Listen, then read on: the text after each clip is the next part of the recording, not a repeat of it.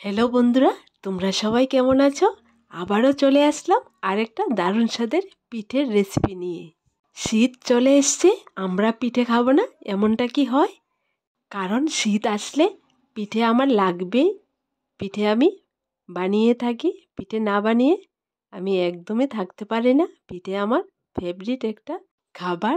তাই আমি আজকে তোমাদের সামনে নিয়ে আসলাম একদম অন্য রকম করে একটা তেলের পিঠে বা পোয়া পিঠের রেসিপি। আজকে আমি এই পোয়া পিঠে বা মালপোয়াটা তৈরি করব সাবুদানা দিয়ে। তোমরা শুধু দেখতে থাকো। সাবুদানা দিয়েও এত সুন্দর মালপোয়া তৈরি করা যায়, তোমরা একদম অবাক হবে। সবাই তো চিনি দিয়ে মালপোয়া বা তেলের পিঠেটা তৈরি করে খায়। এখানে আজকে আমি তোমাদের সামনে দেখাবো খেজুরের গুড় দিয়ে সুন্দর করে নরম তুলতুলা ফুলকো ফুলকো কী করে মালপোয়া বা তেলের পিঠা তৈরি করা যায়। এই মালপোয়া বা তেলের পিঠাটা আমি একদম চালের গুঁড়া দিয়ে রেডি করব না, সাবুদানা গুঁড়া করে এই গুঁড়াটা দিয়ে আমি এই মালপোয়া বা তেলের পিঠাটা তৈরি করে তোমাদের দেখাবো। এখানে আমি 500 গ্রাম সাবুদানা গুঁড়া করেছি মিক্সি গ্রাইন্ডারে। এই সাবুদানাটা আমি আগে থেকে গুঁড়ো করে রেখেছিলাম, কারণ সবসময় আমার কাছে সাবুদানার গুঁড়াটা রেডি করা থাকে। এখানে 1 কাপ সাবুদানার গুঁড়া নিয়ে নিলাম, আর নিয়ে নিলাম হাফ কাপ সুজি। তোমাদেরকে বলি বন্ধুরা, তোমরা যদি সাবুদানা দিয়ে পোয়া পিঠে বা মালপোয়াটা না খেয়ে থাকো, একদম না দেরি করে বানিয়ে খেয়ে দেখো। দারুণ দারুণ স্বাদের একটা পিঠের রেসিপি। এই পিঠেটার মধ্যে অন্যরকম একটা টেস্ট থাকে, তোমরা একবার বানিয়ে খেয়ে দেখো। এরপর দিয়ে দিলাম 1 চিমটি লবণ। এখানে আমি পরিমাণ মতো খেজুরের গুড়টা নিয়েছি। তোমরা যদি চাও খেজুরের গুড় না দিয়ে অন্য গুড় দিয়েও এই পিঠেটা তৈরি করতে পারবে। তোমাদেরকে আমি বলে বোঝাতে পারবো না। সাবুদানা আর খেজুরের গুড় দিয়ে যদি তোমরা এই পোয়া পিঠেটা তৈরি করে খাও, তাহলে একদম মুখে লেগে থাকবে, বারবার খেতে ইচ্ছে করবে। এখানে আমি অল্প পরিমাণে পিঠেটা তৈরি করব, তাই আমি উপকরণগুলো অল্পই নিয়েছি। তোমরা যদি চাও বেশি পরিমাণে তৈরি করবে, তাহলে বেশি পরিমাণে উপকরণ নিয়ে এই পিঠেটা তৈরি করবে। এইবার আমি হালকা উষ্ণ গরম পানি দিয়ে এই ব্যাটারটা তৈরি করে নেব। দেখো বন্ধুরা, একটু একটু পানি দিয়ে আমি পিঠের ব্যাটারটা রেডি করে নিলাম। তোমরা ঠিক এরকম করে রেডি করে নেবে, না ঘন হবে না পাতলা হবে। ব্যাটারটা ঠিক আমার মতো করে তোমরা রেডি করে নেবে। তোমরা যখন এই পিঠেটা তৈরি করবে, তখন হালকা উষ্ণ গরম পানি দিয়ে এই ব্যাটারটা তৈরি করবে। রুম টেম্পারেচারে থাকা পানি দিয়ে তোমরা ব্যাটারটা তৈরি করবে না, তাহলে পিঠেটা সুন্দর হবে না। দেখো বন্ধুরা, হাতাটা দিয়ে আমি তোমাদেরকে দেখিয়ে দিচ্ছি, আর আরেকটু ভালো করে মিক্সড করে নিচ্ছি। ঠিক এইরকম করে ব্যাটারটা রেডি করতে হবে।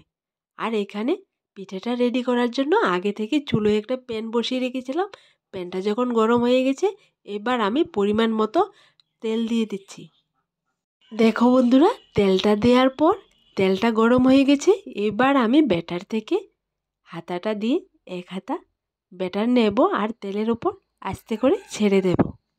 ব্যাটারটা তেলের উপর দেওয়ার পর যখন দেখব নিচ থেকে গোল্ডেন ব্রাউন কালার হয়ে গেছে, উল্টিয়ে অপর সাইডটাও আমি গোল্ডেন ব্রাউন কালার করে ভেজে নেব। দেখো পিঠেটা কত ফুলকো হয়েছে।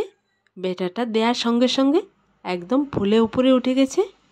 আমি জানি না তোমরা কে কে খেয়েছ সাবুদানা দিয়ে তেলের পিঠে বা পোয়া পিঠে তৈরি করে। বারবার বলি তোমাদেরকে, এত স্বাদের একটা পিঠের রেসিপি তোমরা মিস করবে না। যদি না খেয়ে থাকো, একদম দেরি না করে বানিয়ে খেয়ে দেখো। দেখো বন্ধুরা, ঠিক একই রকম করে আমি সবটুকু ব্যাটার থেকে পিঠেগুলো তৈরি করে নেব একই রকম করে। এই পিঠেটার মধ্যে তোমরা কোনো প্রকার বেকিং পাউডার বা বেকিং সোডা কিছুই দেবে না। এমনিতে দেখবে একদম নরম তুলতুলা ফুলকো ফুলকো পোয়া পিঠে তোমরা তৈরি করতে পারবে সাবুদানা দিয়ে। কঠিন কঠিন রেসিপিগুলো আমি সামান্য পরিমাণ উপকরণ দিয়ে একদম সিম্পলভাবে তোমাদের কাছে তুলে ধরি, যাতে করে তোমরা এই কঠিন রেসিপিগুলো একদম সিম্পলভাবে শিখে নিতে পারো আর বাড়িতে তৈরি করে খেতে পারো। দেখো বন্ধুরা, ঠিক একই রকম করে আমি সবগুলো পিঠে রেডি করে নিলাম। দেখো দেখতে কতটা সুন্দর হয়েছে, আর কালারটাও খুব সুন্দর এসছে।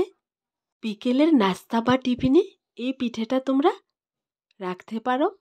সবাই একদম মন ভরে খাবে আর তোমার প্রশংসা করবে। দেখো বন্ধুরা, মাত্র 1 কাপ সাবুদানার গুঁড়া দিয়ে আমি কতগুলা মালপোয়া বানিয়েছি।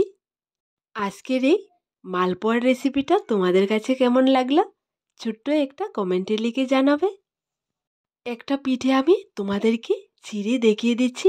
দেখো ভেতরটা কতটা ফুলকো হয়েছে, একদম সফট, মুখে দিলে মিলে যাবে। অবশ্যই একবার আমার এই সাবুদানা দিয়ে মালপোয়া রেসিপিটা তোমরা ঘরেতে ট্রাই করে দেখবে। আর আমার রেসিপিগুলো তোমাদের যদি ভালো লেগে থাকে তাহলে চ্যানেলটাকে লাইক, শেয়ার এবং সাবস্ক্রাইব করে পাশে থাকা বেল বাটন দিয়ে অবশ্যই ক্লিক করে রাখবে, যাতে করে আমার দেওয়া নতুন নতুন রেসিপিগুলো সবার প্রথমে তোমাদের কাছে পৌঁছায়। আজ এখানে আবার দেখা হবে